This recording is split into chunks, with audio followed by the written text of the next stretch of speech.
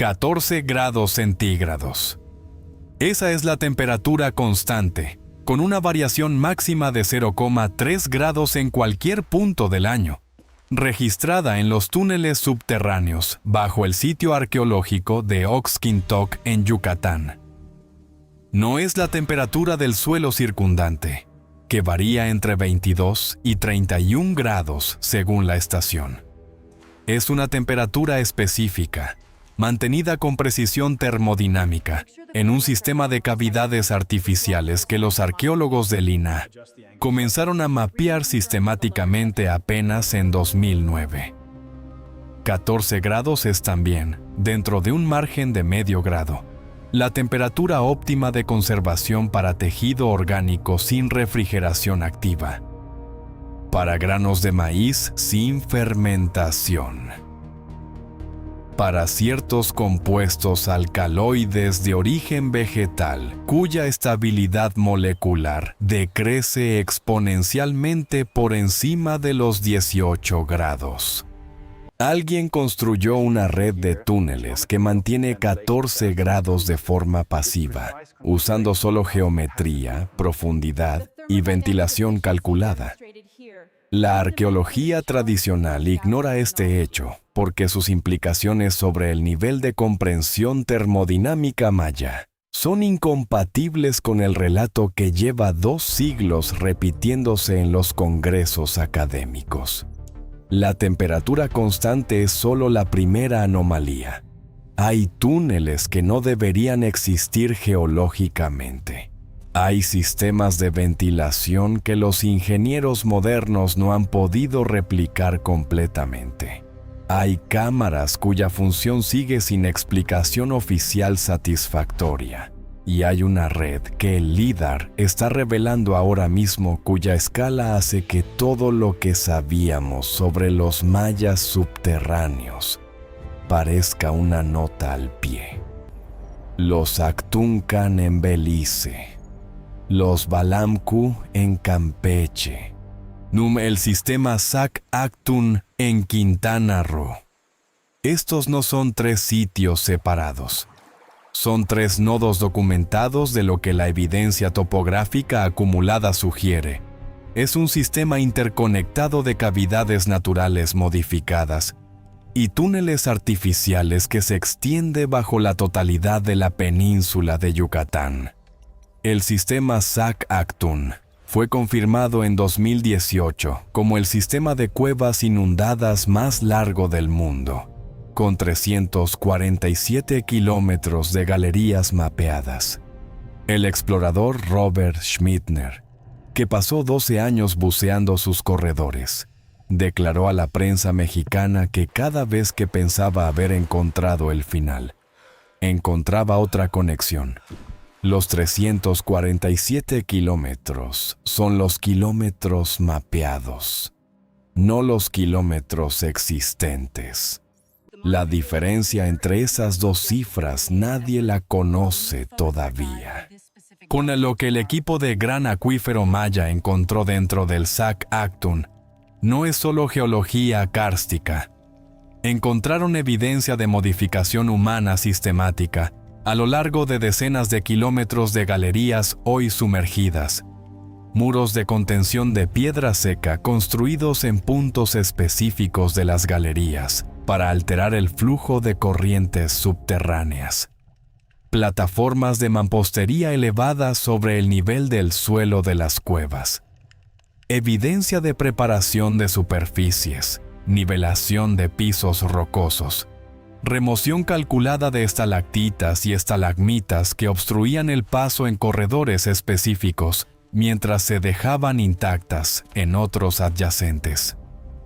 Alguien estuvo aquí abajo con un plan, no con una antorcha explorando, con un plan de modificación estructural a escala de sistema completo. Los cenotes no son accidentes geológicos en la cosmología maya. Son el Xibalba, la entrada al inframundo, el punto de contacto entre el mundo de los vivos y el reino de los señores de la muerte, descritos en el Popol Vuh. Esta clasificación cosmológica ha sido tratada por la academia como mitología religiosa sin contenido técnico. Los números cuentan una historia diferente. Los cenotes de la península de Yucatán no están distribuidos aleatoriamente. Están alineados. El análisis de 2.657 cenotes georreferenciados, publicado por el investigador Bienvenido Santamaría, en colaboración con el Centro UADEI de Investigaciones Regionales, mostró que aproximadamente el 40% de los cenotes catalogados se distribuye siguiendo patrones lineales con una desviación estándar respecto a líneas rectas de menos de 200 metros, en segmentos de hasta 60 kilómetros.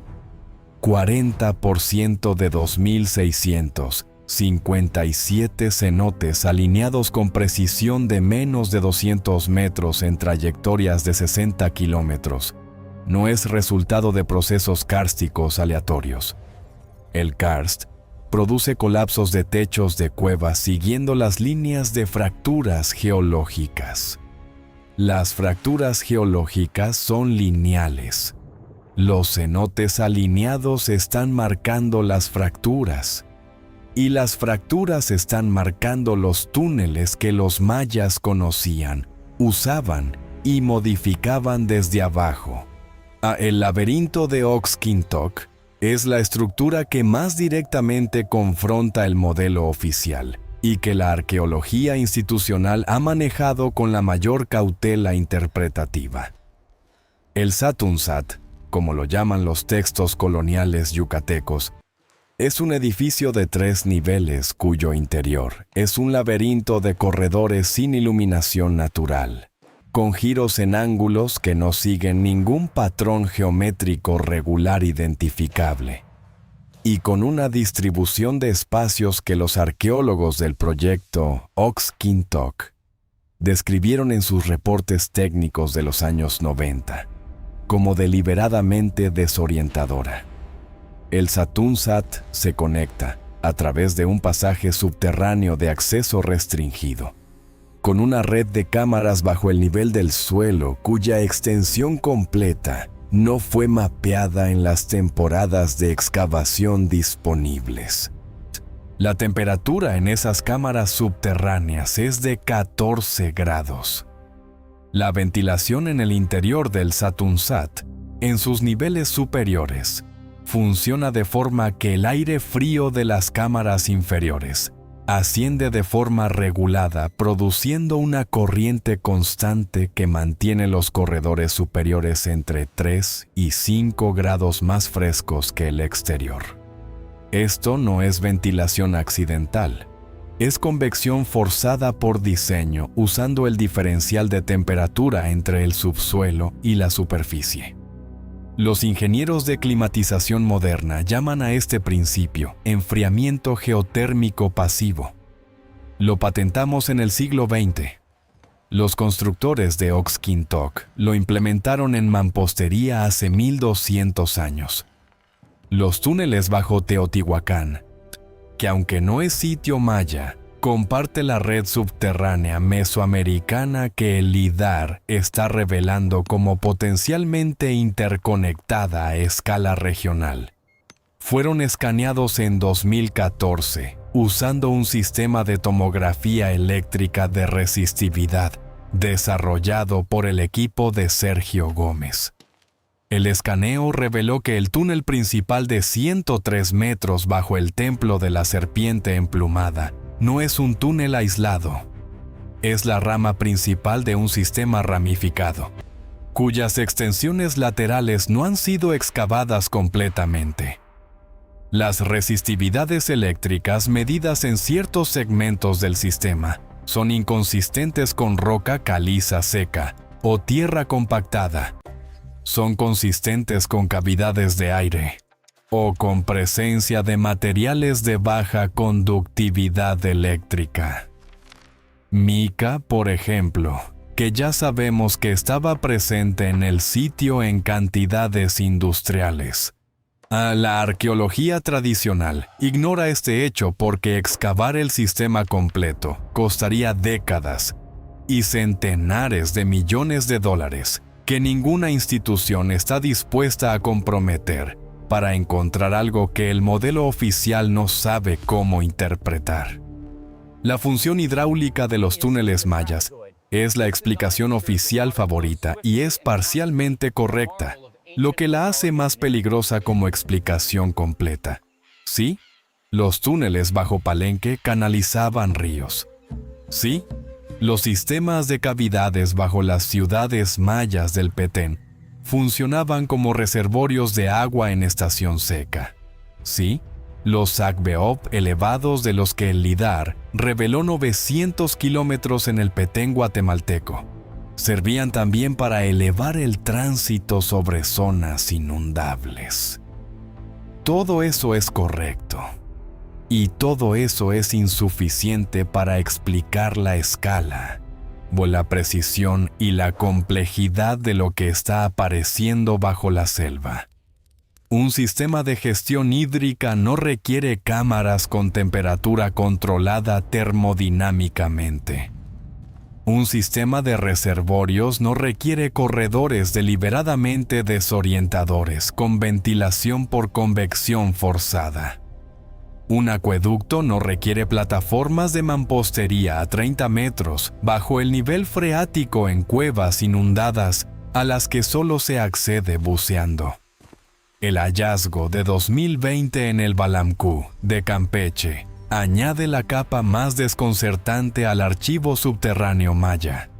El espeleólogo Guillermo de Anda, coordinador del proyecto Gran Acuífero Maya, accedió a una cámara dentro del sistema de cuevas del Balamcú, que había permanecido sellada desde aproximadamente 1000 después de Cristo.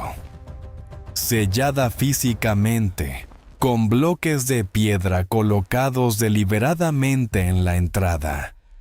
Lo que encontró dentro fueron más de 150 objetos rituales, vasijas, incensarios, figuras, dispuestos en una configuración que de Anda describió como perfectamente preservada, como si el tiempo se hubiera detenido. La preservación era atribuible a la temperatura constante y la humedad controlada de la cámara. Pero la disposición de los objetos mostraba una organización espacial que los arqueólogos tardaron meses en comenzar a interpretar. Los objetos no estaban almacenados, estaban posicionados, cada uno en una relación espacial específica con los demás y con los rasgos geológicos de la cámara, las estalactitas, las formaciones de calcita, los puntos donde el agua filtra desde el techo. Alguien diseñó esa disposición con un sistema de referencia que todavía no hemos decodificado completamente. Por la conexión acústica es el dato que los reportes técnicos mencionan en notas al pie y que ningún artículo de divulgación ha desarrollado con la seriedad que merece. Las cámaras dentro del sistema SAC-ACTUN tienen propiedades acústicas que los físicos del sonido describen como inusuales para cavidades naturales. La reverberación en ciertas cámaras de dimensiones específicas produce tiempos de decaimiento de hasta 8 segundos, comparables a las mejores salas de concierto de arquitectura moderna. Ese tiempo de decaimiento no es accidental en cavidades que muestran evidencia de modificación de sus superficies, donde las estalactitas fueron removidas selectivamente y las paredes fueron alisadas en ciertos sectores, pero dejadas rugosas en otros. La acústica diferencial, la ingeniería del sonido en piedra. Ya la documentamos en Kukulcán, en Chichén Itzá. El patrón se repite bajo tierra, en cavidades que los mayas sellaron deliberadamente y dejaron intactas durante 1000 años, como si guardaran algo que no debía modificarse. El LIDAR subterráneo, la aplicación de tecnología de escaneo de penetración de suelo, a profundidades mayores que las convencionales. Está en sus etapas iniciales de aplicación en Mesoamérica. Los resultados preliminares del consorcio PACUNAM para el norte de Guatemala sugieren que la densidad de modificación subterránea bajo las ciudades mayas clásicas es entre 3 y 5 veces mayor de lo que la excavación arqueológica convencional había detectado. 3 a 5 veces. Si los 347 kilómetros mapeados del Saskatoon representan una fracción de la red total, si esa red fue modificada sistemáticamente con la escala que los datos preliminares sugieren, entonces lo que está bajo la península de Yucatán no es una serie de sitios arqueológicos con túneles asociados.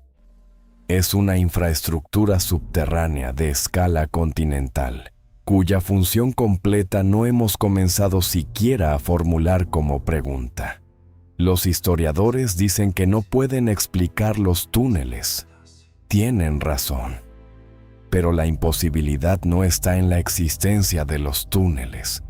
Está en que los túneles existen como parte de un sistema cuya escala, cuya precisión termodinámica, cuya ingeniería acústica y cuya función completa presuponen un nivel de conocimiento integrado de geología, hidráulica, acústica, termodinámica y astronomía aplicada simultáneamente a la ingeniería subterránea, de que nuestros modelos de civilización maya no tienen espacio para alojar. Y la pregunta que los 14 grados constantes del Oxkintok dejan suspendida en el aire frío de esas cámaras selladas es esta. Si construyeron todo esto debajo, con esa precisión, con ese nivel de integración técnica, ¿qué más construyeron que todavía no hemos encontrado? ¿Y por qué sellaron las entradas antes de irse?